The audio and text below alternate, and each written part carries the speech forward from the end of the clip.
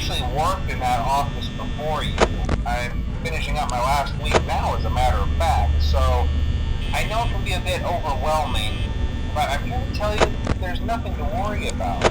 You'll do fine. So let's just focus on getting you through your first week, okay? Let's see. First, there's an introductory greeting from the company that I'm supposed to read. It's kind of a legal thing, you know.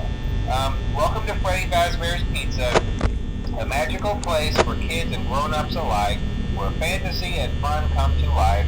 Fazbear Entertainment is not responsible for damage to property or person. Upon discovering that damage or death has occurred, a missing person report will be filed within 90 days or as soon as property and premises have been thoroughly cleaned and bleached and the carpets have been replaced. Blah, blah, blah. Now, that might sound bad, I know, but there's really nothing to worry about. The animatronic characters here do get a bit quirky at night, but do I blame them? No. If I were forced to sing those same stupid songs for 20 years and I never got a bath, I'd probably be a bit irritable at night too. So remember, these characters hold a special place in the hearts of children and we need to show them a little respect, right? Okay.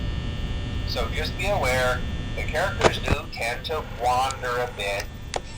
They're left in some kind of free roaming mode at night. Something about their servos locking up if they get turned off for too long. They used to be allowed to walk around during the day too, but then there was the bite of 87. Yeah, it's amazing that the human body can live without the frontal lobe, you know? Now, concerning your safety, the only real risk to you as a night watchman here, if any, is the fact that these characters, if they happen to see you after hours, probably won't recognize you as a person. They'll most likely see you as a metal endoskeleton without its costume on. Now, since that's against the rules here at Freddy Fazbear's Pizza, they'll probably try to forcefully stuff you inside a Freddy Fazbear suit. Now, that wouldn't be so bad if the suits themselves weren't filled with cross beams, wired, and animatronic devices, especially around the facial area. So you can imagine how having your head forcefully pressed inside one of those could cause a bit of discomfort and death. The only parts of you that would likely see the light of day again would be your eyeballs and teeth when they pop out the front of the mask. Yeah, they don't tell you these things when you sign up.